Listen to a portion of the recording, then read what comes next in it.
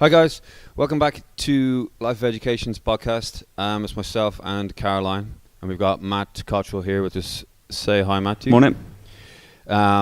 Matt is doing a presentation on General Adaptation Syndrome for us, which talks about stress and cumulative stress and how your body's only got so much resources to be able to recover from each stress.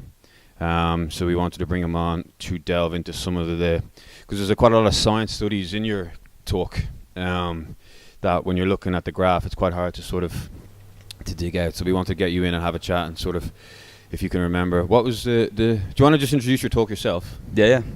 Well, so it's a 3-part sort of series, I guess, and it's basically looking at, well, first and foremost, like what stress is, and essentially how any type of stress, whether it's like the physical, the chemical, the emotional, or environmental, can impact the body. And if the magnitude is large enough, so if the stress is large enough, then essentially that's going to cause some sort of adaptive effect in the body. Well, then what constitutes stress? Well, anything. Mm-hmm. So like we're sitting here now, so the air conditioning's on, so it's stressing your system, and the light is shining into your eye, and that's stressing your system. And now you're engaging with us as well, and so every little sort of micro expression on my face is causing some sort of physiological effect in you, and so on and so forth. So you're constantly under stress, and that's kind of where, I guess, in today's kind of modern world, that term kind of gets overused. It means everything and it means nothing at the same time now, because what people associate with stress is, I guess, largely like work-based stuff. So they feel like I'm stressed at work or I'm stressed out, and they assume that it's just this bad thing that's happening to them that they need to alleviate. Whereas the whole reason you evolved as a human being is because of stress, because the environment taxed you in such a way right from the beginnings when you were some single-celled organism all the way up to now. It taxed you in such a way that you then had to adapt, or you ended up dying, and so on and so forth, the whole process of evolution. So certain traits would get kind of wiped out. Some would be this is advantageous to the environment. Back to Darwin. Mm-hmm. Yeah, that whole thing, so survival of the fittest. But what's kind of come about in more recent times is the whole idea of epigenetics and things like that, where certain things will actually cause an adaptation in themselves. Can you explain to everyone what epigenetics is? Not in huge detail, because that's just way beyond my realm of expertise, but essentially your ability to adapt to the environment. So for instance, let's say, so we all go to the gym and we all train to such an extent that we develop muscles and we develop strength. Now, the idea is, at least as far as like exercise say goes, is that will cause some fundamental change in our DNA and our cells, and we'll switch some genes on, some genes might be turned off, and so our grandkids will then benefit from that. And so this will then kind of propagate over the course of sort of generations. That's a very, very simple explanation. Okay. And I probably butchered it completely. So yeah, if anybody's listening who's an actual epigeneticist, by all means, correct me. Beware. Yeah. But so the talk's basically getting into that. So the first part is, okay, let's just kind of really pin down what stress means. Well, so this is maybe, let's go back to that, because when I watched your talk, what was really interesting is I associated it as well with like work stress or stress on the road when you're driving. And I didn't actually realize that there's a lot of scientific studies to the word stress and how that came about. So maybe you can explain that to everyone. Yeah, sure. So it's one of those words that we use so often now that you would think that it's been around forever, but it was basically coined by a guy called Dr. Hans Selye, who's a Canadian endocrinologist, I think he was. He took a bunch of rats, and then basically he was trying to determine what would happen under different amounts of innocuous agents. So in this case, I can't remember what poison he used, but it was like arsenic or something. And he took the first group of rats and he injected them, and he found... But actually, let me back up. Let me explain. So first off, okay, we're sitting in this room right now, okay, and like I said at the very start, the air conditioning, the lights, kind of ourselves, we're all sort of, your body's under stress, okay? But the magnitude is such that your body can kind of deal with it, okay? So it's small, minute amount of stress. Yeah, it's not big enough to cause any sort of significant reaction. And like this kind of bandwidth is what we call homeostasis, okay? Now, let's say a tiger was to jump through the window. Your body's basically goes like, okay, something's gone on. I'm going to my pants. I need to either fight or run away, whatever else. And so then you get this kind of dramatic, what we call alarm reaction, where you get this sort of immediate increase in heart rate, increase in kind of perspiration, constriction of your bladder, sudden suppression of your immune system, basically everything to engage you. And stress hormones as well. Yeah, so cortisol, And adrenaline, noradrenaline, the whole thing, to prepare you to fight or run away, okay? So that would be, sorry to interrupt you, the sympathetic nervous system response would be to prepare you to fight, freeze, or run. Flee. Flee. Yeah, the three Fs. Yeah, so you get this massive sympathetic drive, and then we're either going to run away, we're either going to fight it and hopefully win, and so then when the stress is kind of abated, we then get this big kind of parasympathetic input. So basically the rest and digest, we're going to return back to baseline, or the body will try and bring us back to baseline. So essentially these hormones are there to give people, say, power, or to give people speed, or to give people so adrenaline, like when you have a cup of coffee, it's going to increase your adrenaline, so now you're going to be like wired, like your vision's going to get a bit better, your reflexes will get a bit better, you'll get stronger, you'll get faster, you'll mobilize everything that you need to move, and to move quickly and powerfully. And then sometimes what you see is like this kind of little dip where you go into this sort of fatigue, and then your body will more or less return back to baseline. Okay, so what he found was that if you inject mice with a significant dose to cause that initial alarm reaction, so that first bit, so the alarm reaction, you then have this resistance phase, and then back to homeostasis. When he injected them with enough to cause that, he found that they would go into this big alarm reaction. They'll then get the sympathetic drive, but then sure enough, it would return kind of back to baseline fairly quickly. So there was no adaptation from the body. Everything stayed the same from before pre-injection to post-injection. And when you say adaptation, you mean there was no learning? No long-lasting effect from the poison. So what's happening in the alarm phase? Like what is in the immediate aftermath? So that's the sympathetic drive. So that's the increase in heart rate. So this is between, let's call it sort of anywhere from 6 to, I think it's up to like 48 hours. He found that this alarm reaction could happen. So if you imagine you have like, let's say a tiger jump through the window, as I say, we have that initial spike and it fires up. Now let's say you're particularly impervious to stress, like you've seen a few tigers jump through a few windows. Your alarm reaction won't last that long, you'll be okay. But if you're particularly sensitive, like that's never happened before, then you might be in that kind of sympathetic sort of drive for anywhere up to like 48 hours potentially. Like it's going to sort of traumatize you to a certain extent before everything just returns back to baseline again. So the lesson here is from the first experiment that Hans conducted? Well, first off, so more or less that I think the first one was that they just returned and there was no adaptation. Yeah, so there's nothing that's essentially happened, okay? So then what he found with the second group of mice was that, okay, I'm going to give them this alarm dose, this first injection, but then I'm going to follow it up with smaller doses of this poison, all right? And again, imagine, like we're talking about poison here, but he kind of makes the point that this could be anything. This could be muscular exercise, this could be excessive heat stress, cold stress, anything, right? So as you mentioned before, it could be physical, chemical, or emotional stress. Yeah. So let's kind of wipe away the idea of a toxic agent. It's just a stimulus, okay? So the stimulus, a frightening stimulus or a significant stimulus, like let's say you go and do a heavy squat session in the gym, it might not be enough to trigger adaptation, despite the fact that it's increased all your sympathetic drive and you've gone through this alarm stage, okay? Now, you followed it with like repetitive, smaller stimuli. And this is in the second experiment, or the second control group of rats? Yeah. Well, the second group of rats. They obviously had a control who did nothing, okay? And then what he found was that with the repetitive doses, they would then kind of pass this, what he called this adaptation threshold. So the stimuli was enough for a significant change to have to take place for the body to be able to deal with the stressor. All right, and so to put this in, to give you an example, this is like the development of muscle or like lean muscle tissue. So you've had a big heavy weight training session. It's not enough to do anything. Your body returns to normal.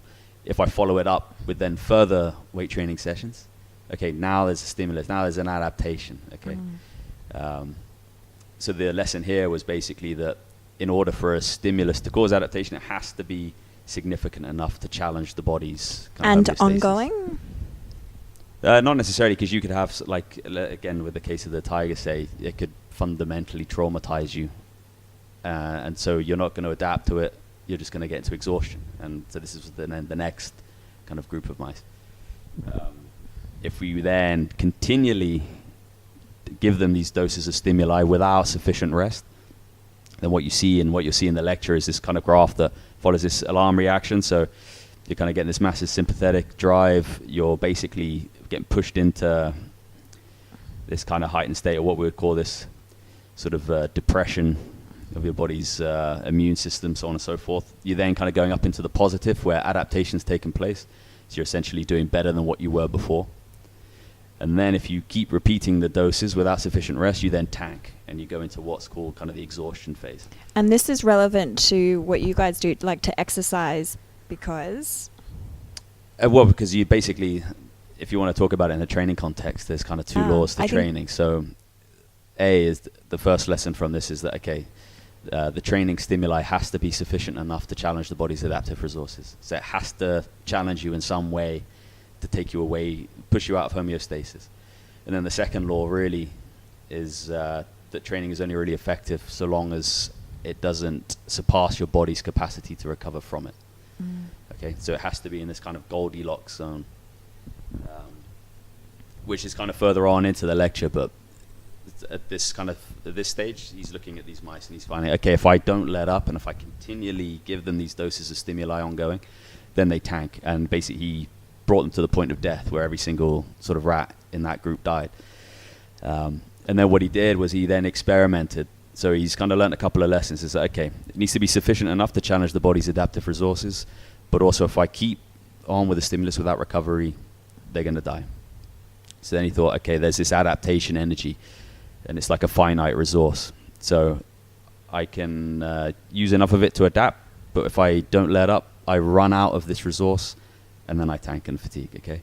So then he thought, okay, well, what if I give them two different types of stress? So he used two different types of toxins, but in our game, we would think of it like, well, let's say I give them like a really stressful work environment, and then let's take them into the gym. So they got this double whammy of stress. Stress from the work, stress from the gym itself, okay, the exercise. And what he found was that when you give somebody an initial dose of something, so you undergo an initial stressor, you'll go through the same thing, the alarm reaction, this kind of potential kind of resistance from the body, okay, so this parasympathetic drive.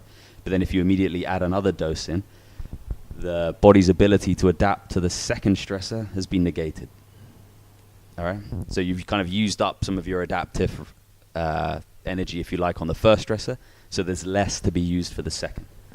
I think that's really important in this day and age, because people are really assaulted with so many different forms of stress, like emails and then work, and then they go home and they may have kids and like lots of other stresses that are happening in their life, and then you've got food and toxins and lack of sleep, so there's a lot of things happening. Yeah, completely, but the problem is that people aren't even aware of that, to the extent that they don't even believe it's happening. I mean, I've had clients who have said that they've come to me with some sort of injury, and they've said that they don't really believe that the stress of work or what they eat can impact their injury. And it's like, you know, there's this complete disconnection to what you are as a human being. Like, I imagine if you were back in like the Stone Age time, you would be extremely aware of the impact the environment was having around you, because it would change the types of food that you could eat. It would change the quality of the foods that you could eat. I mean, particularly people in Northern Europe, I mean, we still feel the changes in weather. Like, if you're in the UK and summer suddenly hits for 2 weeks, like, everybody's happy. Like, you feel it. There's like a palpable sense of like relief, and everybody's in a good mood. And then sure enough, the second that winter hits again, people are depressed. And they've only just sort of caught onto it. They call it like seasonal affective disorder, as if it's this new thing that's suddenly come about. But it's like, that's always been the case, you know. Look at people who live in by the Arctic, where they go through periods of months winter, and months like of winter. months of just dark, and then vice versa, where they're overexposed to sunlight and they can't sleep anymore. Like, that really messes you up. And you even see it in some of the psychology literature, like depression and things, that if you're depressed or if you're anxious and you mess up what we call your circadian rhythm, so your body clock, that just makes things worse. And like, that's one of the bits of advice that kind of often gets given, like make sure you wake up at the same time every day because your body's in this rhythm, and you don't want to disrupt it because it's important. So you would be, you know, intimately aware of the effects of the world around you and how it affects you. Whereas now we build walls around ourselves. You know, we have a rectangle that we sit in for work and a rectangle that we sit in at home. And AC, artificial environments that keep everything very exactly. So you're just you're not used to it. And that's why it's suddenly this huge revelation when you get guys like, you're familiar with like Wim Hof, like the Iceman dude? Yeah. You know, where suddenly he comes around and he starts saying, no, I can control my immune system. Like I use the cold to do it. And it's like, yeah, no, like, of course. But it's for some reason, it's this kind of like, wow, no, this is crazy dude who's nuts. And then sure enough, when people test it and people sort of put him in a lab and they see it's like, yeah, his immune system does increase. It is stronger for having been in the cold. And it's like, yeah, because he's gone through this adaptive process, the same that we do in the gym, the same that we're now figuring out in the saunas and things like that. Like you can pretty much use any stressor to your advantage to gain some sort of adaptation. And what's more is you can use it to enhance the effects of other stresses. So you can use heat and cold to boost your performance in the gym. You can use it to help you recover. There's even some literature to say that you can use it as a substitute for exercise. So you can get same adaptations from sitting in a sauna 3 times per week at like 71 degrees Fahrenheit. And you'll see changes in muscle tissue akin to what you would experience if you did like weight training, you know? And so then, but it's... Careful there, you're going to start a new fad. Everyone's going to be sitting in saunas for hours and not exercising. So it's, was it on Tim Ferriss's podcast? What's her name? Dr. Rhonda Patrick? Yeah. Is that what it is? So she's now become hugely popular for the sauna proteins, protocol. But so the heat shock proteins, this common adaptive cellular sort of thing that happens in all manner of stress. Like people with PTSD have a proliferation of heat shock proteins. For those who don't know, they're basically like when you significantly stress a tissue, these proteins will sort of form or mobilize, called heat shock proteins. The reason they're called heat shock is because they were found when people started messing around with thermotolerance stuff, so heat kind of stress. But you find heat shock proteins in response to exercise. If somebody has a heart attack, you'll see this proliferation of heat shock proteins in the myocardium. In cold stresses, heat shock proteins. Even when you're psychologically taxed, you'll see a proliferation of heat shock proteins. So, and that's the point that Hans Selye was trying to make, is that all of these stresses impact the body in the same general way. That's why it's called General Adaptation Syndrome. And there's this, basically what that means is that there's this common theme through all stresses. So the specific stuff kind of happens, and that's what we get into in the second part, like how do we use exercise itself as a stressor to cause a specific adaptation. But it's all kind of predicated on and built upon these general adaptive themes, so these general cellular changes. I can't even believe, like what was I originally talking about? You're on the second, you're on the group 2 of the mice. Yeah, so 2, yeah. You just finished the second group. I think we were on 3, where now you're giving them different stimulation. So you've got 2 noxious substances. There's 1, and then there's another. Is that 2 or is that 3? Yeah. So the body has an adaptive energy, if you like, an adaptive currency, that when it gets used up, okay, now you're going to go into exhaustion. So the point is, you have to manage all of the stresses, and this is one of my sort of strength and conditioning heroes, Buddy Morris. He says that you shouldn't even think of yourself as like a coach or a personal trainer. You're just a stress manager. That's all you're doing. And we're trying to directly use stress through the means of exercise and potentially heat and cold or whatever else. But our job is to manage the other stresses, or at least try as hard as we can to manage the other stresses. Because otherwise you won't adapt in the gym. Like you won't... So just give me an example of what that might look like, adapting other stresses. Well, managing other stresses. So for instance, let's say we have a client come to the gym and he's hungover, okay, and he's had a really shit time at work for that week.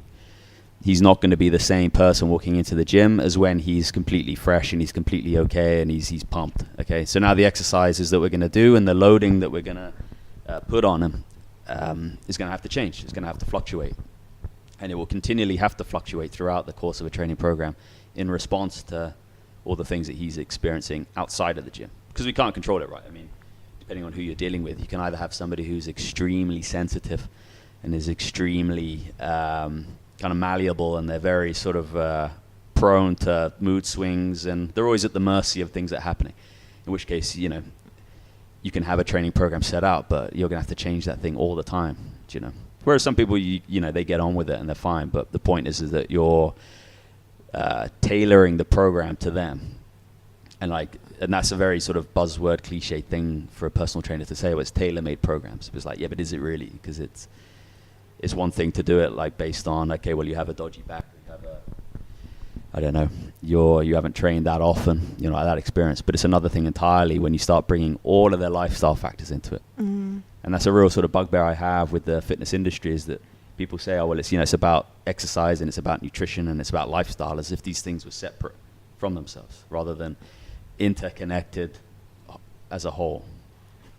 And in the fourth group of rats, he basically did what Mithridates did back a few centuries ago, where he just decided to take or give the rats a small dose of stimuli, but then give them increasingly larger doses as they went on.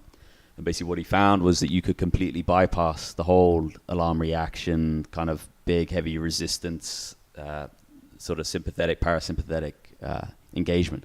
And you could just steadily increase the adaptive response of the rats. So effectively you could adapt without the substantial sort of stress taking place, so without the damage essentially.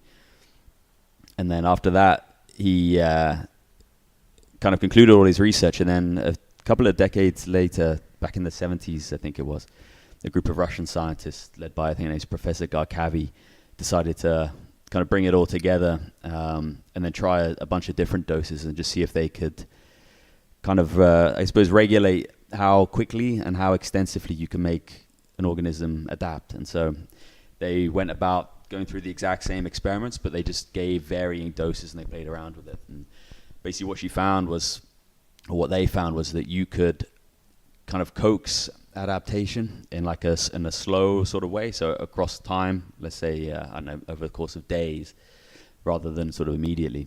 Then if you added a little bit more stress, you could then obviously make that happen a bit quicker, but with a bit more of an alarm reaction, so a bit more of a kind of a sympathetic response. And then you could go all the way up to what Hans Selye found, where you could just blast somebody with a load of stimuli. You get adaptation happening a lot quicker, but then you risk them then tanking and going into this fatigue. And so she then put together all of this, and she called them, so the smallest type of adaptive response, a training reaction to something. Then the next one up, what she would call like an adaptive reaction, followed by then what we would say the stress responses, or the stress reaction, which is kind of like the big bad one, like a significant sympathetic response, followed by a significant parasympathetic response. But then you're adapting very quickly, but then you have the risk of tanking. And this is where the term stress was coined? Or was well, that no, much like earlier? Hans Selye basically termed it like stress. So the concluding remarks of his research were all things seem to respond in the same general way to diverse noxious agents, which again is anything of the chemical, the physical, the environmental. And he just termed that stress, okay, in terms of like stresses and things like that. So that's where we get the word from. And then, the Russian scientists just kind of reinforced that. Basically, their sort of main finding was that we can play around with different types of stress and with different magnitudes of stress to get different adaptive responses from the body at different times. And so that's then, so you imagine like here we are sort of today, and when people are feeling kind of anxious, when they're potentially depressed, where they're kind of experiencing excessive fatigue, essentially they're going into what we would call this sort of stress reaction. So they're dealing with too many stresses at one time, and it's kind of producing this sort of reaction. And the problem is it becomes normal, like people get used to it.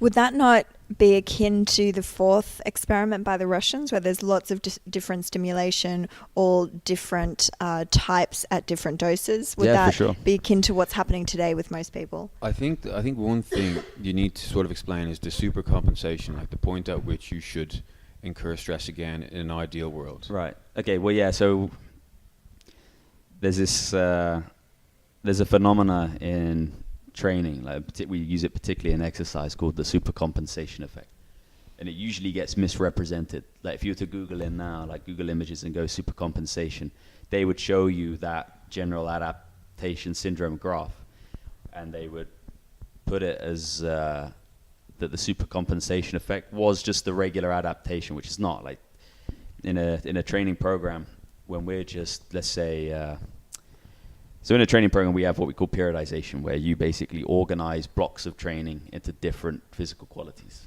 Okay, so you might say that okay, we're going to work on strength this month over a 4-week period. And so in week 1, you might start off nice and light. Week 2, you would then progressively get heavier, kind of in the same way that Hans Selye did with the toxins with the mice. And then in the 3rd week, maybe you completely beast somebody. Like this will be like the hardest part of the training. And then week 4, you would allow recovery to happen. And so what you see is this kind of little step, and then a drop, and then a step, and then a drop in terms of the load.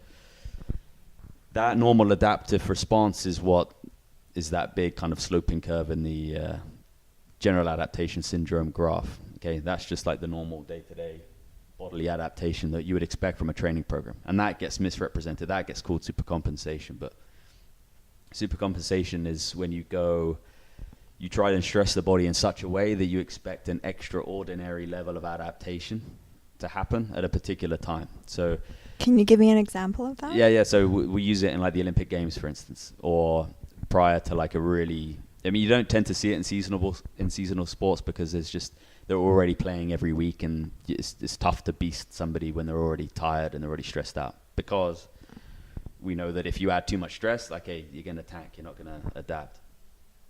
But when you're working with Olympic sports, that's slightly different, because you only have 1 or 2 times per year where you really want to be at your best.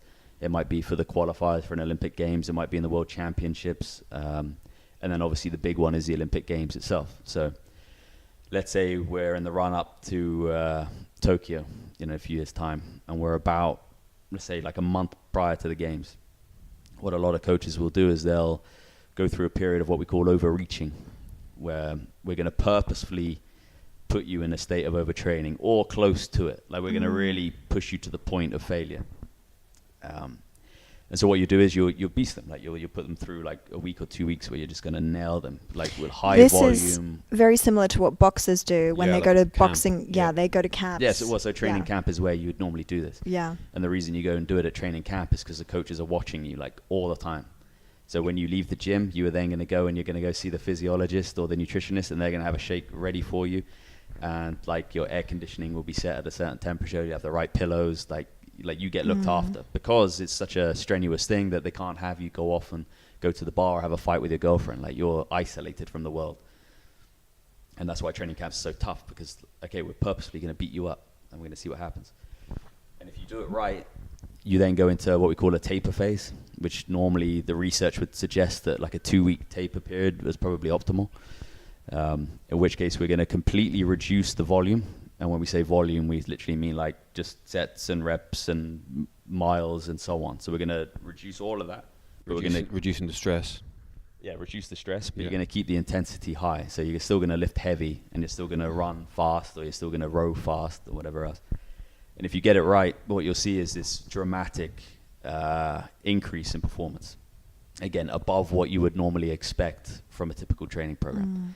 Now, when you time it right, and you get this seems like there needs to, particularly when you're working with Olympic athletes, it needs to be so precise, because you go a little bit too far and you can injure them, and that's it, they're out. Or overtraining, and overtraining's like a word that just gets abused because people say, I'm overtrained. It's like, no, like overtraining's like a clinically studied thing. It's like I wouldn't say a disease, but it's like a serious condition.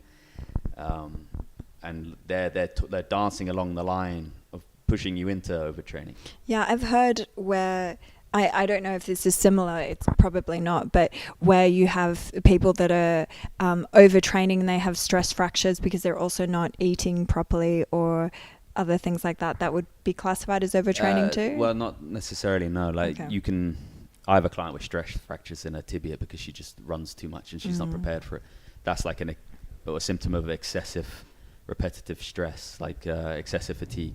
Overtraining is, so in academia, it's called unexplained underperformance syndrome. Like that's what it's classed as, because people don't know why it happens. And the symptoms of it can be like varied. You can get people going into almost like clinical depression, like anxiety goes through the roof. They're just like moody, they're angry. Some people just don't eat. And the reason they call it that is because your performance goes down to such an extent that it's unexplainable. Like there's not often a reasonable cause. Hence the name unexplained underperformance syndrome. And the body starts doing weird things, like you start seeing weird changes in your physiology.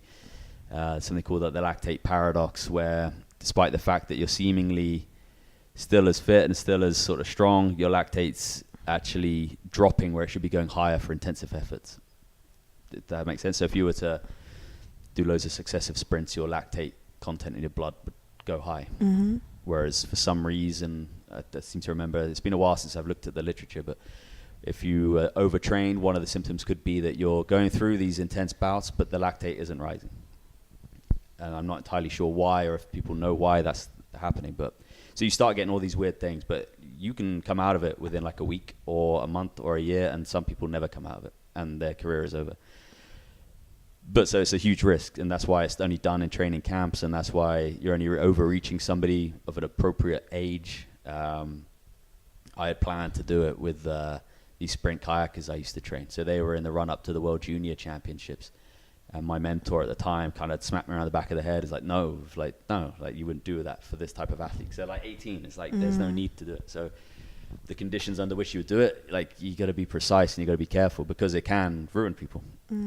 But so if you do it right. Especially if it's their career. Yeah, of course. You know, and particularly if it's their Olympic career. And it's not like they can just, okay, well, I'll just respond in the next game. It's like, no, like now you're out the squad. But if you get it right, you get this dramatic increase in performance. And if you time it right, hopefully that dramatic increase is in line with your Olympic Games or your World Championships. And the reason why they go through that is because, well, after the Olympic Games, hopefully you've won, and we don't really care if you're into fatigue after that. Because now you've got a month off. Like now you just recover. So we don't really care if you get hurt. We don't really care if your immune system tanks. Or you're on tour for your country. Yeah, whatever. Like it's like you're done. Okay, now take a month off and recover and do whatever you need to do. And you know, for some athletes, like as long as they get a medal, who cares? So that's super compensation. It's not just the day-to-day adaptive response from a training program, which it gets misrepresented as. So just to link back then to what you asked a few minutes ago, you should ideally wait until the body's recovered from the given stress before you apply that same stress on that same system, so that you are stressing the system that has improved at its highest point on the curve. So like you were saying, you have your alarm phase, and then as you adapt, you get stronger or you get fitter. And then at that point on the graph, you should train again. So you drop down a little bit, but you also bounce back and you go higher. Yeah. So you go up and you go up and you go up. But from what you said, if you continuously apply stresses, all different types of stresses, and you get it on the graph at the downward phase, you're going to go down and you're going to go down and you're going to go down. Hence, people come in feeling like they've got this overtraining syndrome, but they're just overstressed. They're tired. They haven't slept. They come into the gym to try and get a stress release, but they're coming in and they're pushing themselves to the brink of what they feel they can physically do, and then their nervous system deep down is suffering even more. Yeah, I mean they're constantly in a state of kind of sympathetic response. There's like sorry to interrupt you, can we go back to this? Because this is obviously terms that are used a lot. So sympathetic and parasympathetic, but maybe for people who don't exactly know what they are, can you explain them? Yeah. Okay, so again, we're sitting here. A tiger jumps through the window. Okay, we're like, in Dubai. Okay. It could happen. Yeah, for sure. The rich people could let the Dubai, tiger out of their big villa, and on. they could end up chilling out on the street. I think I actually saw that in a newspaper ages and ages ago. There was a photo and there was a tiger sitting in someone's car, only in Dubai. There's a tiger on the road in some video online, and you'll see a tiger falls out the back of a car and just runs through traffic. Yeah, anyway. So in that case, then you're in your car and you're like, okay, there's a tiger. So it can happen in Dubai. You'll feel it. It's a palpable sense. And again, we always use the example of things like tigers and stuff because that's just, that's what our ancestors probably underwent. But your boss walks through and you've not done your job and they're about to give you, you get the same sense of feeling. Your mouth goes a bit dry. You start getting a bit anxious. Adrenaline goes up, you start sweating. This is like your sympathetic nervous system, okay? So it's regulated by what we call the HPA axis, which is your hypothalamus, so kind of the climate control center in your brain, then down to your pituitary gland, and then into your adrenal gland. So, and again, if you just Google the image HPA axis, and you'll kind of see where it is in the body. But let's go back and slow down on that one. Can you explain that in more detail? Well, so the HPA axis. Yeah, well, so your hypothalamus in the brain, the pituitary axis as well, and then your adrenal glands, okay? So they work in concert to basically stimulate the body to produce what you need to survive in that sort of stressful situation. So cortisol, adrenaline, and so on and so forth. And things like cortisol will help mobilize kind of glucose from the muscle, so the muscle now has energy. It will help increase your heart rate, obviously in response to adrenaline. Your brain becomes more wired. Your perception of effort and pain will reduce, so you'll be able to kind of do stuff that would ordinarily really hurt, like say punch somebody in the face or run really fast, and basically have it not be as taxing or as strenuous as it would be ordinarily if you weren't being chased by a tiger or whatever else. So it's there to provide a purpose. It's there to get you out of kind of crazy situations and so on and so forth. And then opposed to that is what we call the parasympathetic system, which is kind of its opposite. So heart rate decreases, saliva then starts flowing in your mouth, you can then digest food, and this is what we call like the rest and digest kind of part of the nervous system, right? So and reproduce. So you have the two in balance to basically help you regulate kind of your response to the world around you. And in an ideal world, again, like you imagine, let's say like a zebra or just some other animal. When they're in danger, they run and they flee, and then they go back to eating grass and they're completely chilled again. And so they're in this kind of what you would call, I suppose, parasympathetic dominance. Because obviously they're not getting chased all day. They spend most of the day eating and grazing and whatever else, and they're only really strenuously active if they are having to fight or run away. So the body's in like some sort of balance, right?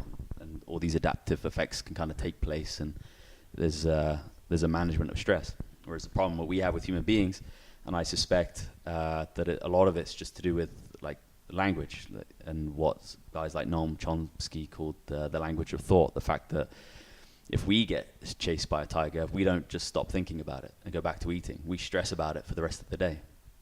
And again, going back to our guys in an office, if his boss comes in and chews him out, he's not just going to go back to doing his work. He's going to think, what a my boss is, and stress and stew. And then in amongst that, he's thinking, what's my girlfriend thinking? I didn't buy her flowers for her birthday, and now she's stressed and she's pissed, and now I'm pissed. And, you know, I've got to do this thing on the weekend, all the while I'm drinking down coffee and all the rest of it. So we're in what is largely like a sympathetic dominance, where we're constantly switched on. And so the problem is that cortisol is constantly firing away, the adrenaline is constantly firing away, and you start getting what we call like things like adrenal fatigue, which is kind of the medical community doesn't necessarily believe in that, but it seems to be gaining more traction and more evidence, where basically your adrenal glands are so tired of producing adrenaline that they just stop. And that's where you get significant fatigue, because now even when you need to mobilize yourself and you need to run away and you need to sort of galvanize all your resources, you can't, like you're done. And then this has been linked to like depression and anxiety, particularly because you then have this continual chronic suppression of your immune system. And it turns out that the immune system can interact with the brain in all manner of different ways. And that's what kind of, when the immune system is depressed, that's basically what stops you from wanting to explore and engage with the world, if you like. And that's kind of going off into the field of psychoneuroimmunology. And there's a lot more research coming out about that. So the point is that when you see somebody on a day-to-day basis and they're like just in a rut and they're depressed, and it's just there's been too much exposure. And then of course the second you send them away on holiday to Greece or the Mediterranean and they're just relaxing again and eating, suddenly everything kind of returns to normal and they're happy. And it's people then see that as like, oh well, I just need my holiday every sort of few months or whatever else, or I feel good now just because I come back. It's like no, that's you returning to how a human being should be. Like you should be experiencing that every day, do you know? And you should only be stressed out at the appropriate times when you need to be stressed out. So and this is what we call sort of lifestyle management, and these are the sorts of stresses that we have to take into account as PTs, like I was saying. Yeah, that's a big thing at the moment. I keep talking about this because I've been reading a lot about it, but trying to mitigate the amount of stress that you take with you after you finish work, and really try and decrease that to a significant level where like you're going home and chilling and not feeling stressed, like turning off your phone and maybe not watching, like not doing work, not taking your laptop or your phone into the room with you, like really small, tiny little things. It's tough because like that's why human beings are what they are. It's because that constant worry has allowed us to then think, okay, shit, I don't want to keep being chased by tigers, and so I'm going to build a house, and I don't want to keep worrying about food in winter, and so I'm going to have GMO crops and all the rest of it. So that's what's enabled us to take over the world and be the species that we are. So it's kind of a victim of your own success type horrible vicious cycle thing, where the very things that enable us to survive and enable us to be so successful are the very things that will kind of slowly kill us in the end as well, probably. Self-doing. Yeah, exactly that, exactly. So that's your nervous system in its simplest explanation, sympathetic and parasympathetic. And our goal as a coach with athletes is to try and get them as much as we can to some sort of parasympathetic dominance again. So like, I just want to stress you out at the appropriate times, and now I'm going to put you in a dark room. I'm going to give you sort of complete sensory deprivation so you can recover appropriately. I'm going to chuck you in an ice bath so I can quickly get your muscles to recover again. And this is where so these are some tactics that people can use. Like, how do you sort of do that? And it's tough because people have got to live and they still form relationships. So it's kind of a damage limitation rather than okay, we're going to kind of do this optimally. Because otherwise you just end up in a cotton ball, like, not doing anything, just sitting in a room. And then that would probably stress you out more. So lack of stimulation. Yeah, exactly that. So you do what you can as a coach, but it pays to know this sort of information because you can then start making more informed choices. And when you know what stress is and how you can use it, you can then get quite savvy in how you direct it towards particular adaptations that you want. And this is then off into the second and third parts of the series where, okay, what can we do with exercise to cause specific adaptations to your nervous system, and then to your what we call peripheral kind of adaptations, like in your muscles and your tendons and so on and so forth. Can you elaborate on that? Okay, so the second part then of the lecture is the central adaptations. So how does the nervous system respond to the stress of exercise? And so it's important to know it because people will always come into the gym and let's say they're a complete beginner, like they've never done anything before. And it's always a common complaint where people will start lifting weights, say, and they're 2 weeks in and they're like, why is nothing happening yet? Like, why has there been no changes happening to the body? It's like, well, first and foremost, there's got to be some sort of, well, there doesn't have to be, but there is a layered approach to how your body will adapt to certain stresses. So in the context of exercise, first off, we're teaching you new stuff, right? Like we're teaching you new movements, or particularly in your case, like in a rehab scenario, not only are we teaching you new movements, but we're just trying to get you back up to just being a regular human being again. And so the brain has to work out how to perform those movements. And so what we start getting is this kind of sympathetic response from the body in response to that. But the brain's now trying to work out, using all of this adrenaline and everything else, which muscles to fire and at which times. And it takes a bit of time. And so that's where we tend to see that people will get strong initially, but there won't necessarily be changes in muscle mass, say, because the nervous system can't quite fire the muscles in the right way to such an extent to give the muscle enough stress to actually put on muscle or to change, right? And so then we start playing around with, okay, well, how can we enhance that? Like, how can we, what's the word? How can we sort of manipulate that and use that sort of knowledge? And okay, so we're teaching people different movements now. I can get you to learn a movement a lot quicker, say, or become more proficient at it over time by playing around with how I coach you. And these are some of the examples that I get into in the lecture. So if I encourage you or motivate you, I can get you to produce a little bit more force. If I'm trying to teach you a new skill, I can give you enough information to make it safe. But then if I withhold some information, so now you have to actively start thinking about it, then although you may not increase your skill level immediately in the short term, over the long term, you're going to get you're going to be better at performing the movement instinctively or instinctually.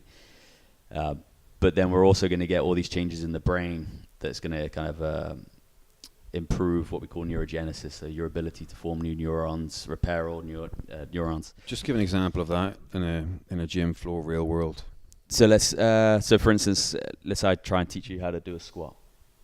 Rather than give you this list of instructions like a recipe. So I'm going to say, like, you walk into any sort of typical gym, you'll hear PTs doing it all the time. It's like, right, I want you to have your feet hip width apart, and I want you to keep your heels on the floor, and I want your knees to go over your toes, and I want you to keep your back straight, and I want you to sit back, and I want you to keep your chest up, and I want you to look ahead. Like, people just like it's overload, you know. Again, that's almost a stressor in itself, particularly if you've got somebody who's already intimidated by the gym environment and they're feeling a little bit silly and exposed anyway. You're going to start making them look foolish. But also they're going to then become dependent on you for those external cues, particularly if you're then there when they're doing the squats and you keep saying, yep, okay, great, good, okay, yep, knees wider, back straight, so on and so forth. Whereas if I just got a chair and I asked you, okay, just sit down on the chair, okay, now stand back up, okay, now do that 10 times. And then maybe I look at you and I see, okay, your back's kind of bending. And so I give you like a little bit more information saying, okay, I want you to keep your back straight. They're going to have to figure out how to do that. They've already had to figure out how to kind of sit back, but now they're going to have to do something or think about their body in such a way as to get their back straight. Does that make sense? Yeah. Yeah. But it's the process of thought and trying to figure it out where you start getting some of these extra adaptations from the brain. And then they're going to, they're then going to produce that movement on instinct. So despite the fact that they're stressed out, they're intimidated by the environment, maybe they're thinking about other things, or they've got 200 kilos on their back now in 6 months' time, they're not dependent on the coach to tell them. They can just do it. So when they're thinking about, shit, I just need to get this 200 kilos up, they can just produce the movement without even having to think about it, right? What we call instinct. And then I go into, okay, we can then play around with the load, the types of load that we use, so light weights and heavy weights, and we can get this kind of increased nervous system input into the muscle. If we then experiment with things like speed of movement, so what we would call like plyometrics or just kind of explosive movements, we can then start manipulating the rate at which the nervous system fires the muscle. So normally, like with people, like particularly with beginners, they might suck initially at producing 100% of force. Okay. So why are you laughing? I like the word that you use. They might suck. Like, well, they will don't suck. be coy about it whatsoever. No, they suck. They don't know. They don't know what contracting means. They don't know what it means to produce a lot of force because they've never done it before. This is something I found in my master's dissertation where we were trying to, we wanted to use beginners. So we're testing beetroot juice, like will drinking beetroot juice improve the force producing capacity of the muscle. But we needed beginners to do it. And the way in which we found beginners versus trained people is we would electrocute them in their femoral nerve. Okay, so we would kind of take their brain out of the equation. Right, we're going to cause 100% contraction. And then we would ask them to do it voluntarily. And the way we found who the beginners were versus the trained people was that there would be like a 5% deficit in the beginners. They would only be able to contract 95% of their total amount of force, right? Because they don't know how to do it, you know. And there's a lot of different things that will cause a muscle to contract effectively. And it comes down to is the brain wired in such a way that it's actually able to produce force in what we call the agonist, so the muscle that we want uses the prime mover, so like your quadriceps in a leg extension. But in beginners, they will also contract a lot in their hamstring, so the antagonist. And there's this kind of opposing muscle action then that reduces force in the quadricep. Because your brain doesn't know what to do, like it doesn't know which muscles to fire and at which times, and so it just fires everything. Yeah, I see it a lot when I'm trying to re-educate people's glutes. Simple clamshell exercises, lying on your side, just lifting your knee, and I can see hamstring is just ping, just fired rock solid. So we got to practice that nervous system's pathway first before we can, And that's like you're saying, Yeah, that's for sure. teaching the brain to activate that muscle. Yeah, absolutely. But they also won't necessarily recruit all of their motor units. So what we call a motor unit is basically the motor neuron in the spine plus kind of the axon that then attaches onto the muscle. Okay, so basically the train track that connects your brain to the muscle, or well, I should say the spine to the muscle in this. That's what we call a motor unit. Complete beginners, like people who haven't done anything, like let's say that you have been bedridden for months on end and then try to contract, you probably won't be able to contract all of your motor units, but you will relatively quickly having performed exercise. So there's one adaptation. But then, and I think people have worked this out mathematically, if you have, like if you think of like 100% contractions, 100% force, 25% of that is down to your motor units. So all motor units are innervated, all motor units are contracting. That accounts for 25% of the force you can produce. The remaining 75% is then purely how much input is coming from the brain. And this is what we call rate coding. And we manipulate that and we increase that by lifting heavier loads, getting stronger, doing more forceful contractions. But we can then, it's difficult to describe without drawing it, but you imagine like a typical wave. Okay, so when we're measuring muscle contraction, you'll see a wave-based thing. Okay, it's what we call EMG, electromyography. If you then get somebody to do lots of explosive movements over a course of a training block, so loads of jumping, loads of sprinting, loads of really forceful explosive contractions, you get what's called a doublet discharge. So if you imagine on the top of a wave, you then get this extra little wave attached onto it. So you're getting like double the dose for a given wave of contraction, if you like, for a given signal, we should say. Does that make sense? Yeah. So it's just like extra little pulse. So the wave is measuring how much force. It's like one peak is one bit of force, then it drops, then you get another peak, which is like a second gear. Yeah, like a little double wave. And so then that's when you're then getting like really powerful people, and that's when you're really sort of able to contract fully. So when you get like through a few weeks of training, normally you start to see changes around sort of 4 to 5 weeks, 6 weeks. It's then because, okay, my nervous system is now kind of suitably adapted. It's kind of knows what it's doing to a certain extent. And now there's a sufficient enough input going into the muscle to allow it to contract fully, where I then start getting like the peripheral adaptations. And that's where people then start to notice kind of muscles getting bigger or whatever else. Of course, it's not just that. It's also the fact they've probably been changing their diet, and it just takes a while for the body to adapt to that. But then that's where we start getting into like some of the peripheral adaptations, which is sort of the third part of the lecture where, okay, now how can we use exercise to cause changes just within the muscle cell itself? And so we go through some of the kind of causes of what we call hypertrophy. So the process of, I guess, hypertrophy is just when a cell gets bigger or kind of proliferates, so kind of things increasing in size, if you like.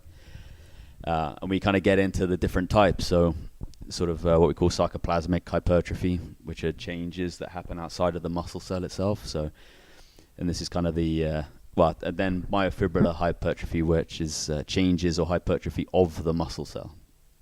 And the classic example of the two is when people think of like a bodybuilder being kind of big and puffy versus a power lifter who might be smaller than the bodybuilder but is stronger, right? Which it's not. Again, this is comes back to my sort of rant about categorizing things. One can't really happen without the other. You know, if you have sarcoplasmic hypertrophy, you will then get changes to the muscle cell itself.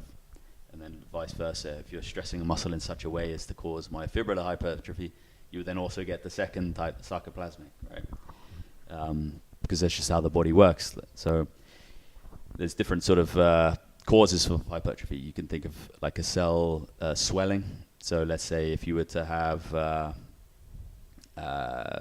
so like with occlusion training, for instance, where you basically cut off blood supply to a muscle, you're kind of causing this, what we call reactive hyperemia, where you release the tension again and muscle floods back in, blood floods back into the muscle, and it then causes the muscle cells, having been sort of starved, will then absorb that blood, absorb all the fluid. If you time it right with things like amino acids and stuff, it's now getting all of this kind of protein coming in, and the muscle cell swells. And it's that disruption, that stressor, that specific stressor on the muscle cell that will then cause it to split and then form other muscle cells or get larger, should say that the splitting and forming others has only really been seen in things like mice and stuff, and that's what we call hyperplasia. I don't think there's anything to suggest that it happens in humans, but we certainly get an increase in the size. And then we think of the typical things like just causing these micro tears within a muscle, particularly during the eccentric part of a contraction. So if you flex your arm, it's a concentric action of the bicep, and then when we lengthen under tension, an eccentric contraction. During that process of lengthening, we're getting all these little tears within the muscle cell itself, so we call the sarcomere, the muscle fiber. It literally tears apart, or like pops off in some instances. And then that stress, the chemical release from that reaction of the muscle tearing will then send a signal to all these little satellite cells, we call them, that basically kind of sit on the, again, it's difficult to see. Google image satellite cell, you see exactly where they are. Basically just on the side of the sarcolemma, so on the surface of the muscle. And then those satellite cells will then rally to the site of injury and then basically form new muscle tissue. So they'll differentiate into a myocyte, so a muscle cell. Okay. And there's also different things like that. Cell swelling, metabolic stress, so just the stress of things like lactic acid, so on and so forth, will cause damage to muscle fiber, cause the satellite cell release. The cell swelling, mechanical tension, so load, so just the sheer tension and force that goes through a muscle. But they're all of similar reactions. And that's why there isn't really too much difference between the two types of hypertrophy, because one will always end up causing the other. The stress needed to cause myofibrillar hypertrophy will then cause an increase in blood flow that will cause sarcoplasmic hypertrophy. And then just an increase in fluid outside of the muscle cell will then also stress the muscle cell. If that makes sense. And so then you get the myofibrillar hypertrophy. So it's silly almost to have the two separate, but scientists like to split stuff up. So what do you say? So, go on. I was going to say, and make things more complicated. Exactly. But then there are things, as I say, we can do then to start aiding adaptation in that regard. We get into those, like I've already mentioned, the occlusion training, so cutting off blood flow, ingesting more carbohydrates as well, because like 1 gram of carbohydrates then yield something like 3 grams of water? I might have that wrong, but it's something like that. So just by introducing excessive carbohydrate, you then cause more water retention. Creatine monohydrate supplementation does the same thing.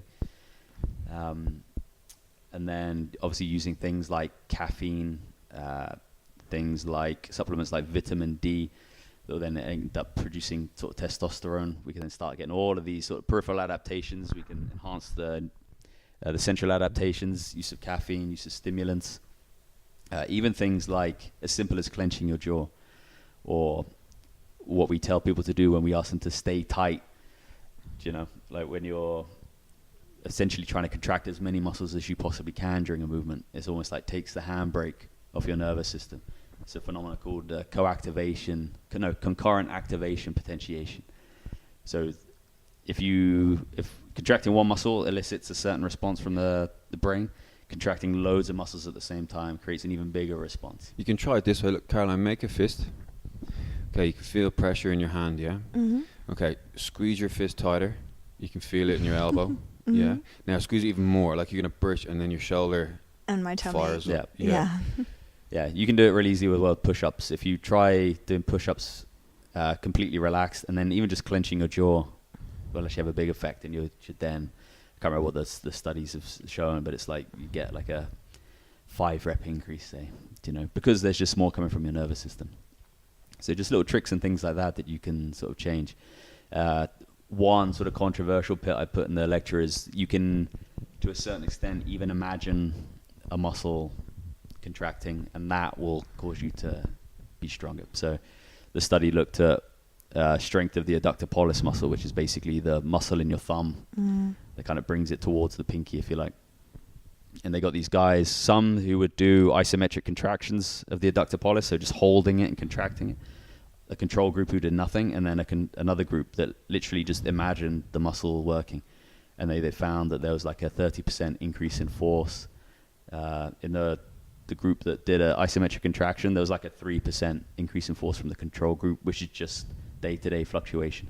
But then there was a 27%, I think, I put increase in force in the group that just imagined the muscle working. So this is like visualization. And yeah, for sure. And yeah. you'll hear us in the gym all the time saying, squeeze that muscle, imagine the muscle contracting, like, because it's a potent stimulus, you know. There's lots of trainers out there, I don't think, who really grasp the importance of that. They think it's just like buzzwords to say, you know, for sure. keep your abs tight, squeeze your glutes.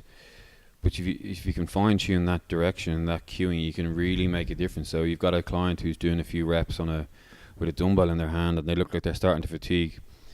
Just at the right moment, if you can cue them in to squeeze their grip, or to tense their jaw, or to tighten their abs, they're going to push that extra rep to completion, maybe one or two more reps, and then the knock-on effect of their muscle doing more work, they have caused more stress, they get a better adaptation. And you do that every single session, at the end of every single set, really tune into it. By the end of the few months, you're going to get a huge increase that people would have just quit. Yeah, I remember even in hospital using things like that, like visualization, like imagine yourself walking, imagine yourself standing up, imagine this, and being able to put it into your mind then obviously helps you to be able to eventually see and do those actions. Joe Dispenza talks about that in a couple of his books about pianists. Yeah. Learning how to play the piano. Complete novices go off the 3 groups, a control group, and then a group who play a song. They get taught a song, then they actually have to physically practice it over however much, what the time period is, I can't remember. And then a 3rd group has to go and just visualize playing. And again, obviously, the control group doesn't improve at all. The group who legitimately physically practiced improved, whatever. If you take that as 100%, then the visualization group weren't far behind. I can't remember the stats. Yeah. Well, even in his book, Evolve Your Brain, his very, very first one, when he had a spinal injury, he was visualizing his own body, like, healing itself and putting everything back together, and in great detail, though obviously he knew his anatomy well, and managed to heal his back. Obviously the body does that anyway, but at a much faster rate without the need for surgery. Yeah, but the visualization definitely helps. And again, that's something that Wim Hof does a lot, where he imagines his immune system sort of working, and he imagines his kind of cells firing in such a way as to kind of increase heat within his body that allows him to go and climb Kilimanjaro in his boxes. So the brain's a powerful thing, and like I say, when you start using some of these tools, you can enhance all these adaptations. Like, so the lecture's just there to sort of like, here are the adaptive responses. Like, here's how you can sort of stress the system in a very direct way to elicit changes in the nervous system, and then to elicit changes in the peripheral kind of parts of your body, the muscles themselves. But then also, here's how we can aid it and kind of enhance it. And again, like, a lot of times it's taught in coaching courses, but like not really. And as you say, like, it ends up becoming like buzzwords and things like that. And it's like, look, this is all rooted in research. There's a reason why you say all these things. And not only that, also the clients hear the words. Oh, yeah, okay. Yeah, particularly when you say visualization, they're like, whatever. Squeeze. Visualize. They're doing an exercise, they get told squeeze. They're like, okay. And then nothing changes. Yeah. Because so as a coach, you need to understand that, I believe, and then you need to be able to tell the client, look, when I say this is what the outcome we're trying to achieve is. So just try and tune into it. Yeah, completely. So just to wrap up here, let's maybe you can give everybody just a quick overview about 3 points about what they're going to learn. Obviously, we've discussed that in great detail. Yeah. Well, first off, what stress actually is probably the main bit. And if that's the only thing you come away with, then that's probably the most important thing. The fact that it can come from anywhere and does come from anywhere, and it's something you need to be aware of because you need to manage it if you want to improve and adapt and get all the nice things from exercise.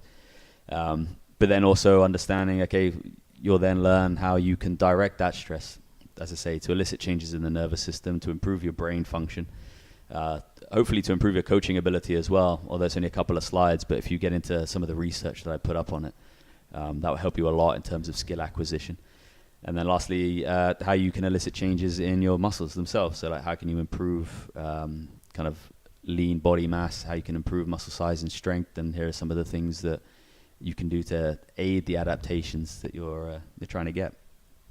Amazing. Cool. Done. Yeah, well, it's a really good talk, to be honest. There's a lot in there. So I hope guys enjoy it. Where can people get a hold of you if they want to get in touch or follow your stuff? Instagram is MattC_PTC, and then I think I'm Matt Cotterill PTC on Facebook. Posts come sometimes frequently, sometimes not. Whenever Matt's in the mood. Whenever yeah. He's in the creative zone.